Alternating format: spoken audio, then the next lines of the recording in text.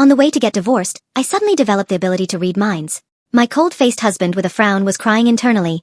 Waaah, don't leave me, my dear wife. A man like me, earning $1 million an hour, will never be returned by anyone else if they get their hands on me. Without my wife, what's the point of having all these billions? Do I really have to cry in my Rolls-Royce? Story begins. As we were heading to the divorce, we were overtaken by 5 bicycles. Our Rolls-Royce was moving at the speed of a scooter. Is he really so unwilling to get divorced? After being honked at for the 3rd time, I couldn't help but ask him, do CEOs in your circle look down on divorced men? Jonathan Pitt glanced at me, his gaze deep. Then he explained, as if giving a financial interview, without any emotion, no. Some of us believe in never divorced, only widowed. Some are passionate about being single dads. And some enjoy the thrill of chasing their wives even if it means going through a living hell. Waaah, that's me. If I can't get my wife back, I'll cry for 7 days and 7 nights. Looking at his poker face and hearing his dramatic internal monologue, my eyes lit up. I can read minds. The divorce is on hold. Let's have some fun with this man first. Jonathan Pitt, my stomach hurts. Maybe we shouldn't get divorced today? He frowned and looked at me. All right, whatever you say. My wife's stomach hurts. She probably needs to go to the bathroom. Let's head home. Go, go, go. I love how disciplined my wife is, always on time for her business. Damn it. I glared at him, annoyed. Jonathan Pitt looked at me, puzzled, but without missing a beat, he made a sharp turn and sped away, leaving behind curses from other drivers. Back home, I didn't go to the bathroom. To verify if I could read everyone's mind, I ran to the backyard to test it on our husky, Piggy. Recycled old dog, broken dog, home-wrecking dog, let's trade you for a cat. After provoking it, I waited. 10 minutes passed. No reaction. Is this dog stupid? Or did I not insult it enough? You son of a bitch. Woof. Woof woof woof. Woo. Who? Well, I didn't hear its thoughts, but I did make it cry. After calming Piggy down, I tested it on the butler and maids in the villa. Nothing. Has my mind-reading ability expired? Just when I was puzzled, I heard a heart-wrenching cry. Wife! Where did you go? This 2,400 square meter house is so big. I've checked even under the toilet seat and still can't find you. My heart breaks without seeing you. Me. You're the one in the toilet. Your whole family is in the toilet. Your descendants are in the toilet. Fuming, I went upstairs to find Jonathan Pitt. Sure enough, he was near the stairs on the 2nd floor. Just as I was about to speak, I realized, wait, if I scold him, he'll definitely ask why, and I won't have a legitimate reason, which would make me seem unreasonable. What if he writes a complaint about me? It might affect my future prospects. So the words got stuck in my throat, and I swallowed them back. Let's talk. In the study, Jonathan Pitt and I sat facing each other in silence. His inner voice, however, was not silent. Wife wants to talk? Talk about what? If it's not about love, I'm not interested. Of course, I wasn't here to talk about love. I've been in this novel for a year. Because I've read so many novels, I wasn't scared at all when I heard Jonathan Pitt's thoughts. I was even a bit excited. According to the original plot, Jonathan Pitt and I had a business marriage. His first love, Mary Smith, had abandoned him to go abroad, and his family faced a financial crisis. In the same elite circle, the ones richer than me weren't as pretty, and the prettier ones weren't as rich. So he married me. Though we've been on the same household register for 3 years and shared the same bed for 3 years, honestly, I only treated him as a fling. After all, he has the typical CEO physique. 8-pack abs, 18 centimeters. If it weren't for the plot where Mary Smith returns in 3 days, and as the main female lead, she and Jonathan Pitt will be entangled in misunderstandings and reconciliations. As the supporting female, I'd be doomed to a life of catching him in the act everywhere. There's no way I'd ask for a divorce. Playing with a man for fun is fine, but suffering because of one is not worth it. I'm now a rich heiress, with wealth and beauty. I could wave my hand and a bunch of young men would come running. There's no need to hang myself on one tree. But, if Jonathan Pitt doesn't want a divorce, why did he agree? Looking at the stern Jonathan Pitt across from me, I asked, did you agree to the divorce because of Mary Smith? He pursed his lips without saying a word, but his eyes were filled with displeasure. He said, Verna Hill, we are only married in name, you're crossing the line. His inner voice, however, screamed, I don't allow my wife to say someone else's name. Not even another woman. No, no, no, no, no, no. Listening to Jonathan Pitt's mental noise, I rubbed my temples, my anger rising. Shut up. The world went quiet. I glanced at Jonathan Pitt, who appeared unchanged, but internally, he was deeply hurt. Wife is so fierce. Wife scolded me. Wife is bad. Not talking to her for 10 seconds. Never mind, wife is just straightforward, and I did speak harshly. It's right for her to be angry. It's wrong for me to be angry. I was stunned by Jonathan Pitt's rapid mood changes. It wasn't until he said, if there's nothing else, let's rest, and left the room that I realized, Damn! I didn't get any information out of him. Forget it. I'll find another opportunity. For the next 3 days, I couldn't find a suitable chance to get Jonathan Pitt to talk. The morning Mary Smith returned to the country, I was woken up by Jonathan Pitt's inner voice. Today, I'll be a fan of my wife's sleeping face, admiring her fair skin, high nose bridge, and those lips that look so kissable. Kissing her would be even better, right? Since she's still asleep. No, I haven't brushed my teeth. I can't let my smelly mouth defile my sweet wife. With that, he got up to brush his teeth. I opened my eyes, speechless. I wished my mind-reading ability had an off switch. How did he not die from all this drama over the years? While eating breakfast, I asked him, "Do you have any plans today?" He put down his black coffee. Bitterer than my fate of soon being abandoned by my wife. He spoke curtly. Yes. As expected, he was going to the airport to pick her up. I felt a surge of displeasure, thinking about me while moving towards his first love. Stupid man, like an octopus? Then you go ahead, finish your business, then we can talk about the divorce. Jonathan Pitt only paused for 2 seconds, then nodded and left with his coat. As he stepped out, I seemed to hear the sound of something breaking. I looked around, puzzled. What was that? It was his fragile heart. 3 hours had passed since Jonathan Pitt left. Walking Piggy outside, I thought he must have picked up Mary Smith by now. Soon they'd rekindle their old flame and get caught up again. Maybe even get photographed entering a hotel together. Leaving the next morning. Piggy, if Daddy and Mommy get divorced, who will you stay with? Of course, the dog ignored me. It tilted its head, its eyes full of innocent stupidity. But another voice responded. Jonathan Pitt was calling. Verna Hill, bring me a document to the office. The top one in the second drawer of the study. Office. I was stunned. Jonathan Pitt went to the office? Shouldn't he be with Mary Smith? Pondering, I returned home. When I found the document Jonathan Pitt needed in the study, I glanced up and saw our wedding photo on the desk. I frowned. This didn't feel right. I distinctly remembered that the photo that used to be here was of Mary Smith. When did it get changed? It seems that ever since I developed the ability to read minds, the plot has deviated from what I remember. I felt a vague sense of worry. Arriving at Jonathan Pitt's office, I heard a wail from inside even before opening the door. Divorce, divorce. Every day she just wants a divorce. Am I really that bad? Waaah, I'm already stressed enough and still have to work. I don't even like working, work doesn't like me. I only like being with my wife. Good thing I'm clever and use the excuse of delivering documents to trick her into coming. This document has been useless for ages. With such a high IQ, no wonder I make so much money. I glanced at the document in my hand and raised an eyebrow. Pushing the door open, I saw Jonathan Pitt pretending to be busy after a frantic scramble. It reminded me of when I was a student, slacking off while doing homework, and suddenly my mom would burst in, and I'd panic and pretend to be busy. After placing the document on his desk, I bent down to pick up a paper airplane that had fallen to the ground and put it in front of Jonathan Pitt as well. With a meaningful tone, I said, "Are there not enough company documents, so you have to bring some from home to fold paper planes?" "I don't know what you're talking about." Jonathan Pitt sat up straight, pretending to be oblivious. But the tips of his ears were so red they seemed like they were about to bleed. "Oh no, my image is ruined. I'm supposed to be a domineering CEO who says things like, 'Woman, you're playing with fire,' and whose catchphrases are 'you say no, but your body says yes,' with muscle memory of cornering and holding. I never confess or explain, but here I am folding paper planes. How embarrassing. Will people still like me? What if my wife isn't captivated anymore? Waaah." Jonathan Pitt's internal monologue was unbearable. To prevent him from further spiraling, I quickly changed the subject. "Didn't you have other plans today?" Jonathan Pitt glanced at his watch and nodded. "Yes, I do." Saying this, he stood up and walked out. I looked at his back with admiration. Impressive. Others work while you slack off? Others work overtime while you leave early? Just as I was thinking this, Jonathan Pitt suddenly stopped and turned his head. "What are you standing there for? Come on." I looked back. No one else was around. Was he talking to me? He's going to meet his first love and wants to take me, his current wife, along. Does he want me to cheer for them? This maneuver was so unexpected, it almost gave me whiplash. Isn't it inappropriate for me to go? No, it's inappropriate if you don't. He said it so firmly. If I don't go, it would seem like I'm being unreasonable. Following Jonathan Pitt to a French restaurant, I was confused until we were seated. What's going on? I was just here to deliver a document, and now I'm about to experience a showdown?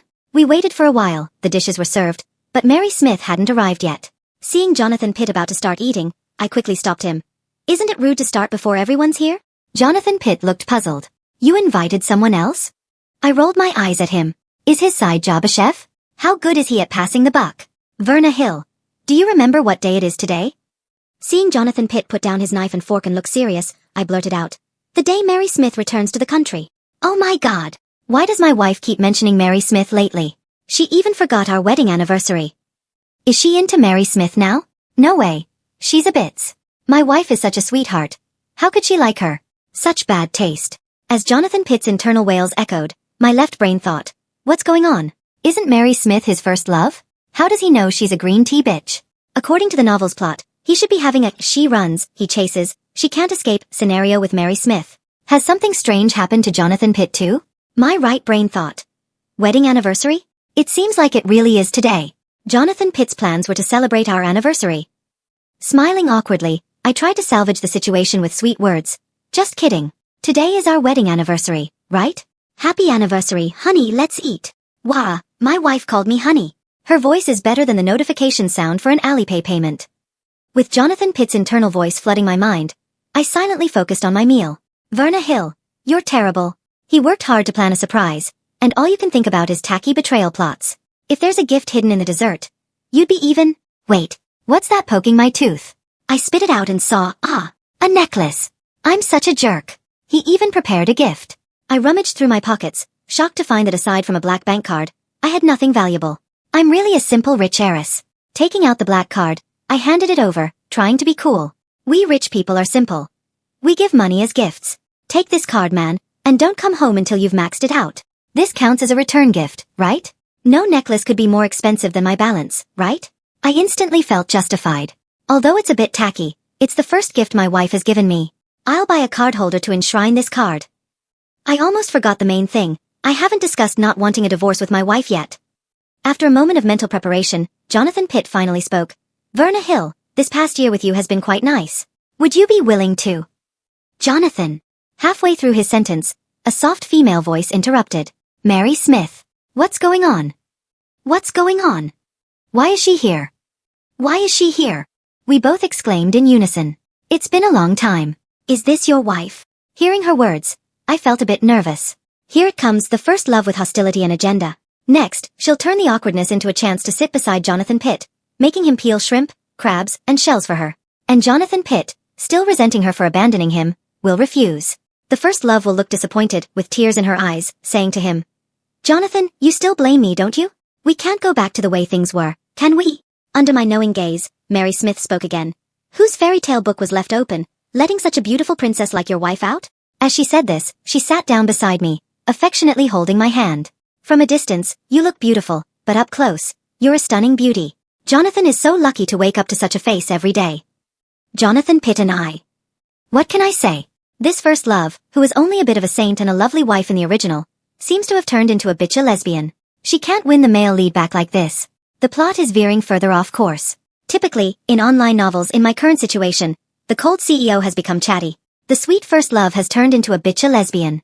I'm the only one still struggling to follow the plot and make room for them by getting divorced. Is this appropriate? Will this world collapse? If it collapses, I'll have to go back to my original world and work a 9-to-5 job. I don't want to lose my current life as a rich heiress, shallow yet carefree. During the meal, the three of us, one ate with gritted teeth. One ate contentedly.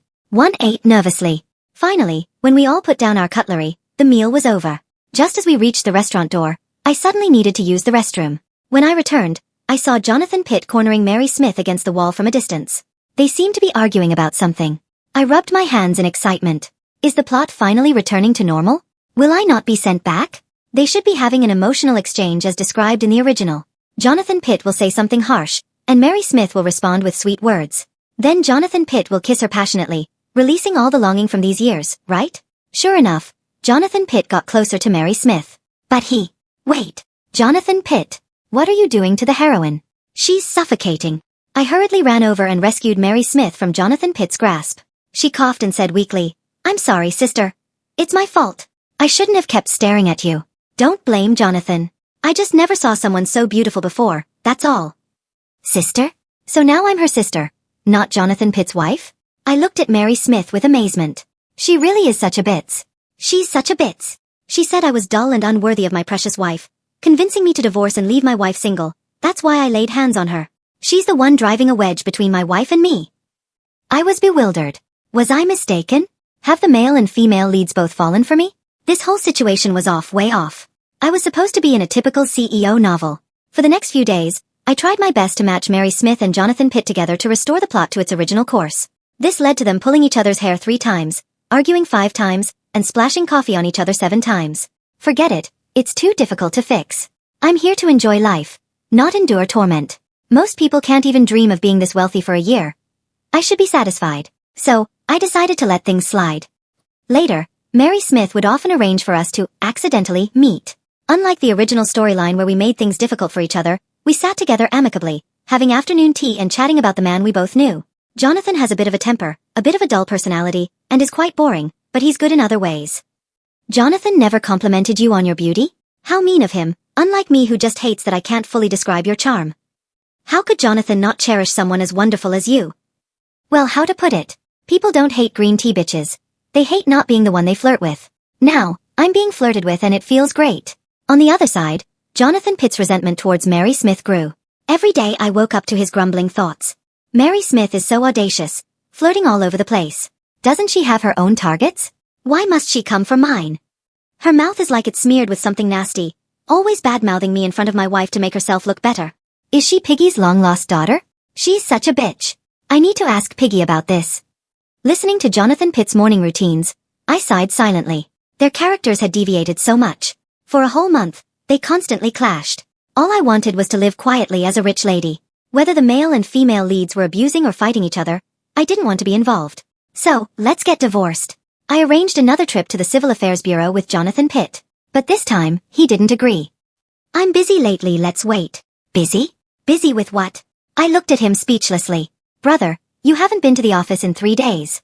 Your family's business hasn't gone bankrupt only because of the main character's halo, right? Sure enough, the male lead in CEO novels does everything but work. I complained internally about Jonathan Pitt, and he complained about Mary Smith. It's definitely that little green tea Mary Smith instigating this. She wants to push me aside and take over. I can't let her get away with this. Hearing this, I was shocked.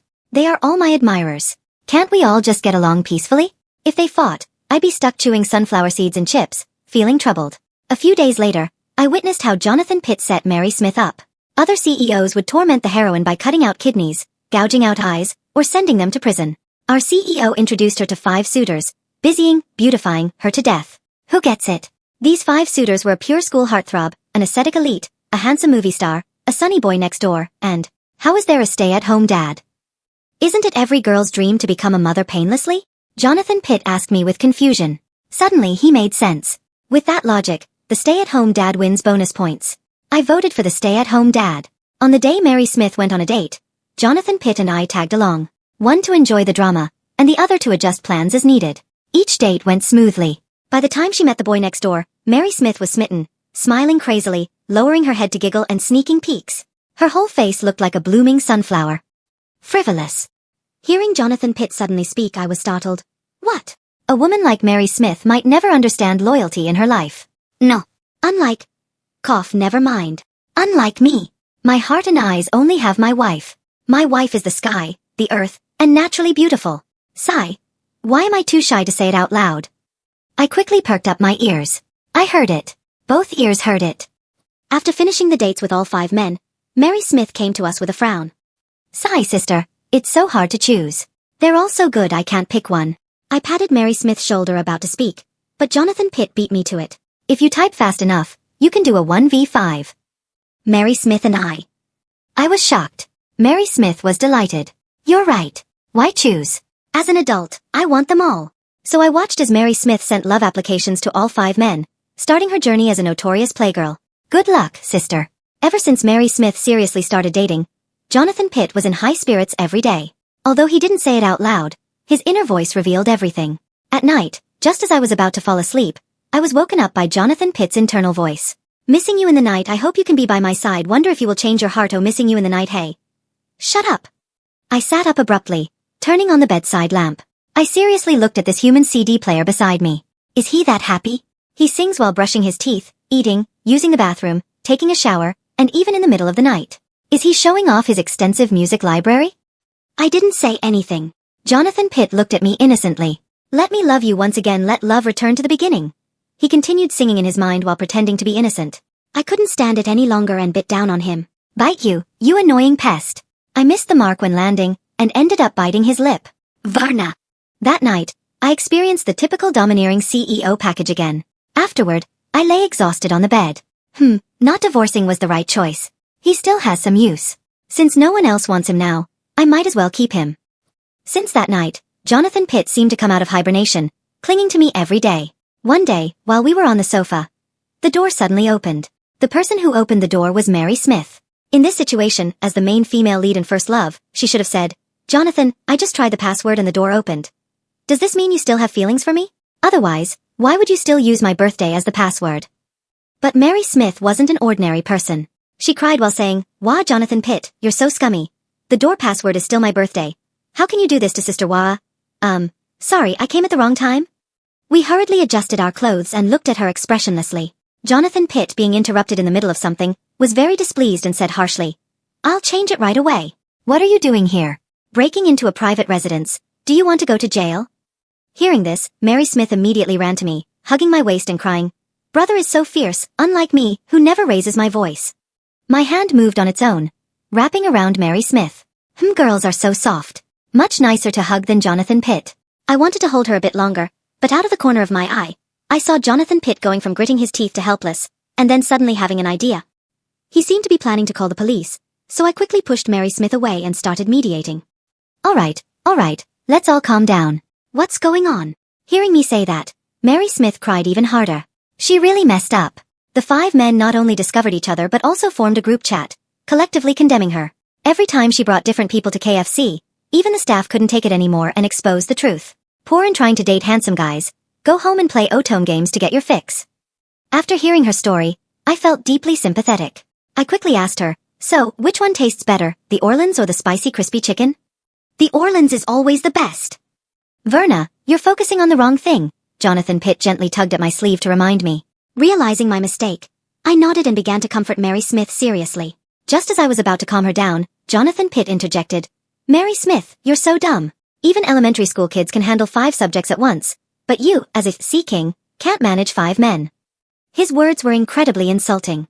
Mary Smith forgot her fragile green tea bitch persona and started shouting at Jonathan Pitt, hands on her hips, "You're just a loudmouth gourd. You may not be a bad person, but you're domineering, repressed, expressionless, and sharp-tongued. Apart from having a handsome face and some money, what makes you think you're worthy of my sister? The domineering CEO trope is outdated. Nowadays, everyone loves the sweet boys. Even dogs wouldn't want a CEO, especially one with a first love. The crematorium is your final destination." I wanted to point out that the crematorium is everyone's final destination, but Mary Smith's anger was so intense that even Piggy's bark earned a scolding from her. So, I quietly swallowed my words. Jonathan Pitt was so devastated by Mary Smith's tirade that he didn't sing for several days. I started giving him pep talks. "Jonathan Pitt, why don't you talk much?" Jonathan Pitt gave me a strange look. "What nonsense. All CEOs are like this. Talking too much isn't cool." He added in his mind, "Chatterboxes can be cute too. Why can't you just be yourself?" Jonathan Pitt was stunned. "You? How did you know?" Patting his shoulder, I decided to push him to a breaking point. After all, only by hitting rock bottom can one rise again. "I can hear your thoughts. Heya!" "Shut up, my ears are going to explode." I covered his mouth, but the screams didn't stop. Sighing, I remembered it was his inner voice. So, I moved my hand and kissed Jonathan Pitt on the lips. Great, the world was silent. "So, you don't find me annoying? A man who talks too much isn't stable. Where did this stereotype come from? Women must be virtuous, and men must be cold." I frowned in displeasure. I hated cliched characters in novels. Every CEO had the same personality, just with different names. They all had chiseled faces, deep cello-like voices, and never explained anything, using their hands only to torment the heroine. I was disgusted when I read the book. Thank goodness the characters crumbled after I arrived. Wait, why did the characters crumble so much? Is there some hidden setting I don't know about? After all, I abandoned the book after reading only a few chapters. What else did the author write? Terrified by my thoughts, I immediately called Mary Smith over to discuss the current situation. In the familiar living room, with familiar people, I first asked Jonathan Pitt how he knew Mary Smith wasn't as innocent as she seemed. I didn't know at first, but one day Piggy ran too fast, and I fell. Don't laugh. Verna, you just said not all CEOs have to be perfect. After I fell, I unlocked the subsequent plot. Verna, do you know that later I would divorce you for that green tea, Mary Smith? Seeing Jonathan Pitt's incredulous expression, I was very calm. Yes, I know. Because I transmigrated into a book, You two are the male and female leads of a sadistic novel. According to the book, you both would torture each other for hundreds of chapters. I couldn't stand it and stopped reading. Mary Smith nodded frantically. Yes, I died in the previous life from being both physically and emotionally tortured by Jonathan Pitt.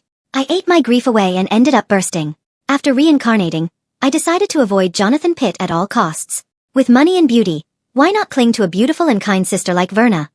That made sense. No wonder Mary Smith clung to me so much from the start. You still know too little. Do you know what I did after Mary Smith died? I discovered all of Verna's good qualities and won her back. Ha ha ha. Me and Mary Smith. You're such a jerk. After piecing together the clues, I gave them a summary. So you two are the mentally unstable leads. The female lead too masochistic, always forgiving the abuser and pleading with them not to harm others. And the male lead too dumb, believing anyone who said bad things about the female lead, repeatedly misunderstanding her. The book was so disliked due to its unappealing characters that readers cursed the author, who had to switch the female lead midway, making me, the former wife, the new lead. I wasn't perfect, but at least I wasn't that bad. But the plot twist was too abrupt. Mary Smith's death was too hasty, and Jonathan Pitt's change of heart was too quick, causing cracks in this world. Hence, everything got messed up. I transmigrated, Jonathan Pitt unlocked future plotlines, and Mary reincarnated. Fortunately, with this restart, we're all normal now. A chatterbox CEO, a green tea female lead, and a lazy rich girl supporting character. Perfect. Amid applause, I made a cut gesture. Now, I have two last questions. First, I looked at Jonathan Pitt, eyes sharp. When did you unlock the future plot? A few days before you asked for a divorce. So you skipped the torment part and fell in love with me in the future? No wonder you suddenly replaced the photo in your study with our wedding photo. Jonathan Pitt nodded furiously. But if you liked me, why agree to the divorce? Want to try being unfaithful? Jonathan Pitt glared at Mary Smith in disgust. No way. Wife, you can insult my character, but not my taste. I'd never like someone like Mary Smith. I'll always be your loyal dog. I agreed to the divorce because a man shouldn't force his will on his loved one. Whatever my wife wants, she gets. Besides, there's a cooling-off period for divorce. If I don't agree then, it won't happen. Try appealing. Guess what? I still won't agree, hee hee. This time, Mary Smith and I applauded. Clever move, you loudmouth gourd. Second question. I leaned forward, lowering my voice. By messing around like this, will we cause the world to collapse, and everyone dies together? Their faces turned pale. I burst into laughter. Shared misery is better than suffering alone. I've lost so much hair over this. You won't lose any less. That night, we all had a collective dream. In it, a veiled woman was speaking gibberish.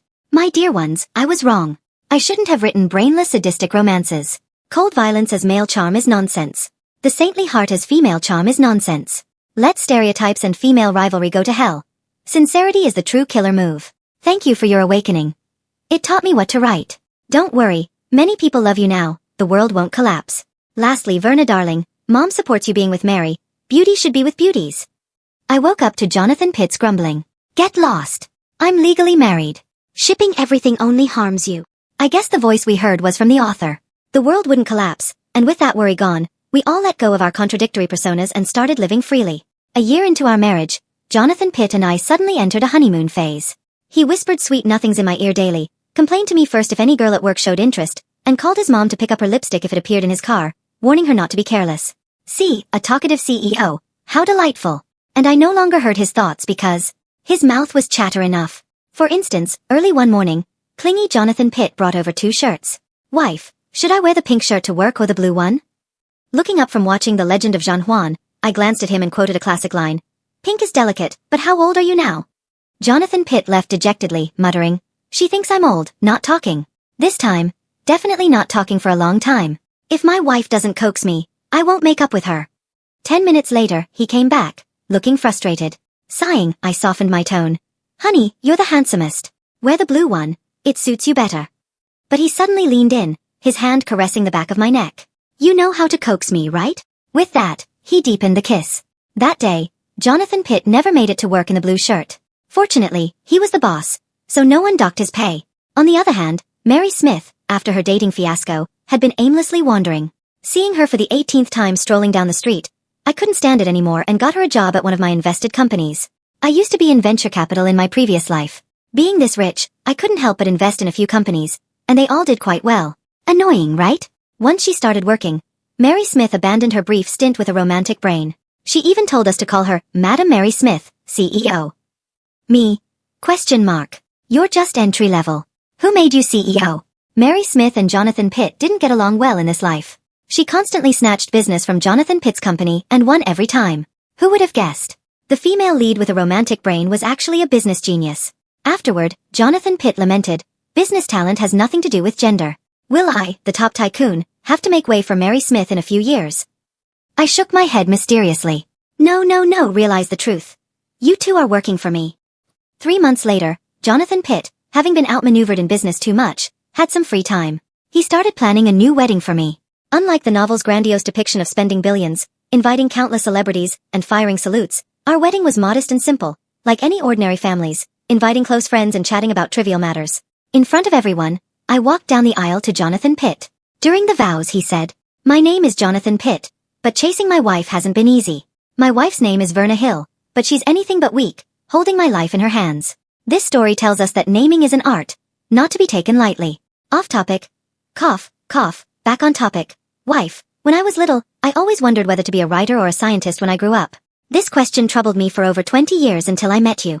I realized I wanted to be your husband. Wi-Fi. Hearing Jonathan Pitt's affectionate declaration, I quickly covered his mouth. This time, my hand was enough. I never dreamed that my first wedding would be ruined by Jonathan Pitt's mouth. He's now corny, funny, and silly. Oh well, better than a loudmouth gourd. Finally, I glanced at Mary Smith, dressed as a business elite. I smiled. Not bad. We're all normal now. This trip into the book wasn't in vain. The end.